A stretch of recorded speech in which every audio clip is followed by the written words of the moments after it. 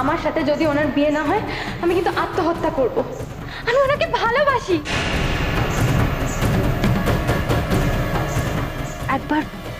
একবার শেষ চেষ্টা করে দেখব। বলবো লড়াইটা আমার সঙ্গে, ছুটকিকে আপনি ছেড়ে দিন।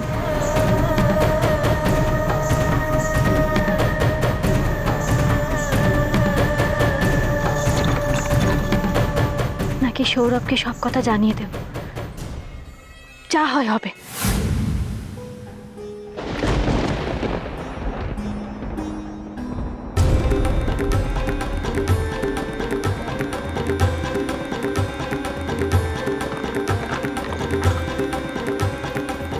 কি হলো?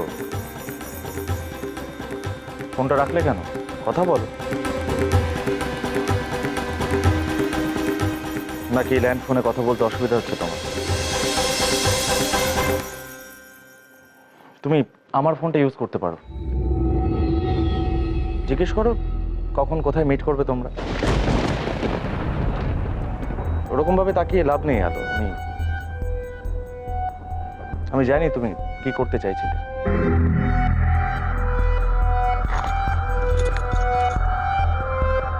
কি চাইছি?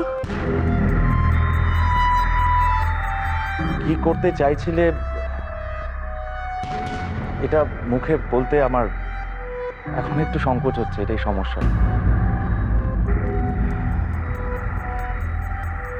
তুমি আমার স্ত্রী, আমার সঙ্গে এক খাটে শুতে অসুবিধা হচ্ছে তোমার। বালিশ নিয়ে চলে এসেছো যাতে নির্বিঘ্নে নিশ্চিন্তে ফোনে কথাগুলো বলা যায়, কিন্তু এখানে শুয়ে আছো দেখলে তো নানান কথা উঠতে পারে। তুমি ঘরে এসো, ওটাই বেটার হবে। ভুল ভাবছো, পুরোটাই ভুল। আমি এখানে পাহারা দিচ্ছি। আমার মনে হচ্ছে ছুটকি যা অবস্থা, এখন ও যা পাগলামি শুরু করেছে, রাতের বেলা হয়তো কাউকে কিছু না জানি ও চলে যেতে পারে, তাই এখানে আছি। মিথ্যে কথাগুলো বলতে বলতে তোমার মুখের অবস্থা কি হয়েছে একবার দেখেছো তুমি? কি অনায়াসে এই বাজে কথাগুলো তুমি বলতে পারো না, একবারও গলা কাঁপে না। ভালো, আমার না এই জঘন্য বিষয়টা নিয়ে আলোচনা এখানে করতে ভালো লাগছে না। ঘরে এসো, ওটাই বেটার হবে। এসো। আরে চুপ। আর একটাও কথা আমি শুনবো না। আলো, আমি খুব ভালো করে জানি আজকাল আমার কোনো কথা কোনো মূল্য নেই, আমি মানছি সেটা। আমি তো কোনো কথা বাড়াতে চাইছি না। তুমি চলো। আমি কেউ আসছে। ছুটকি আছে, চলো তুমি, চলো।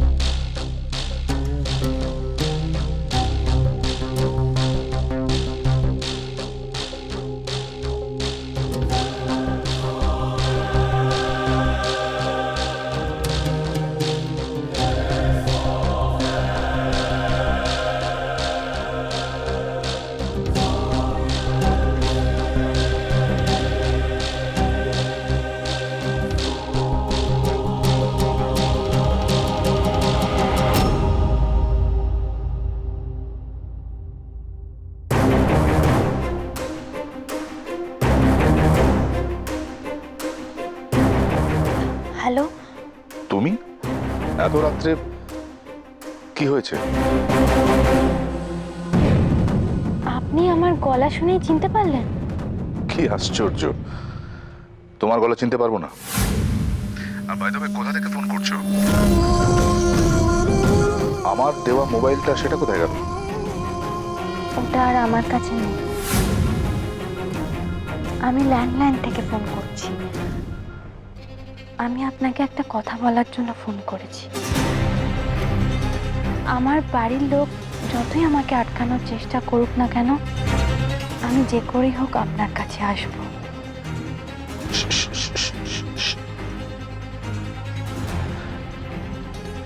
আমি নিঃশ্বাসের শব্দ পাচ্ছি, কেউ তোমার কথা শুনছে। এখন ফোনটা রাখো।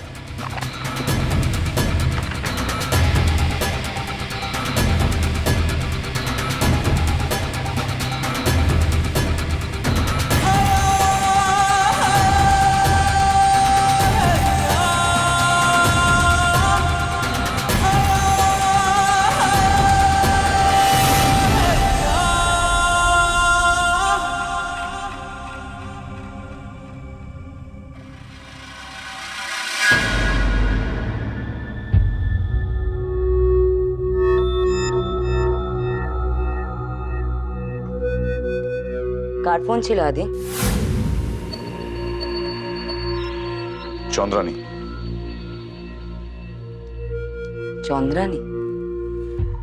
চন্দ্রানী মানে তোমার ওই আলোর বাচ্চা ননদটা, যাকে কুটি করে তুমি আলোর কাছে পৌঁছতে চাইছো? এই কথাটা বলার সাহস তুমি কোথা থেকে পেলে? আদি, আমি আর পাচ্ছি না। আমি একজন ডাক্তার। আমি সবকিছু বিদেশ থেকে ছেড়ে তোমার সাথে শুধু থাকবো বলে এসেছি। সারাক্ষণ ছায়ার মতো তোমার সঙ্গে ঘুরে বেড়ায়। আমার কি কোনো মূল্য নেই তোমার কাছে? মূল্য? ইউ সেড মূল্য। দিচ্ছি তো, প্রাণের মূল্য দিচ্ছি না?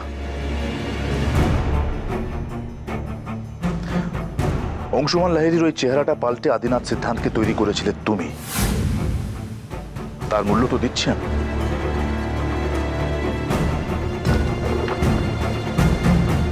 ব্যাস এইটুকু, আর কোনো মূল্য নেই। আর ভালোবাসা? ভালোবাসা? মল্লিকা, সে আশা কোনোদিন করো না। ভালোবাসা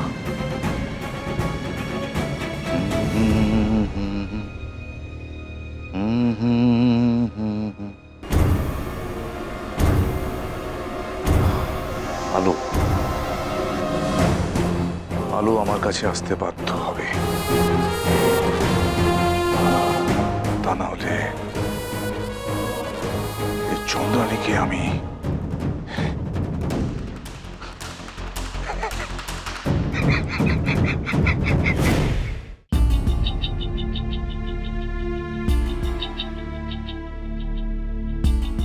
শুনছো?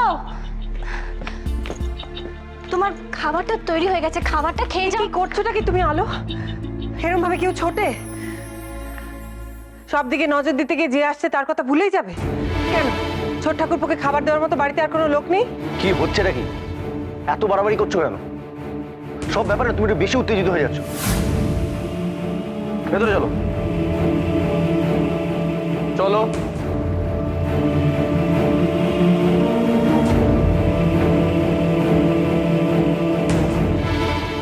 তো বলেছিলাম না, দিদিভাই না কেরম অদ্ভুত ব্যবহার করছে, আমার জন্য একটু বেশি চিন্তা করছে। কেন করছে বলে মনে হয় তোমার?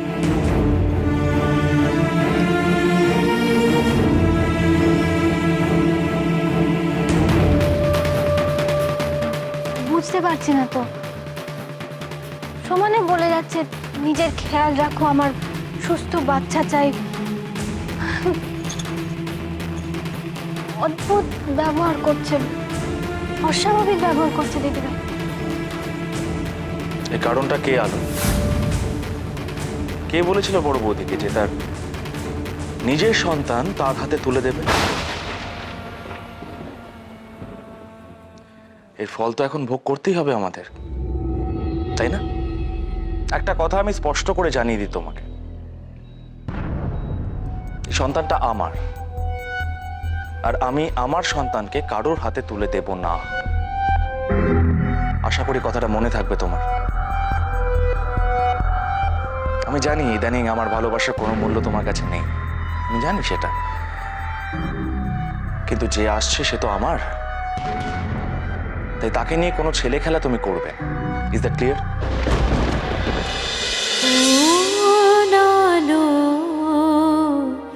লাগলো চোখে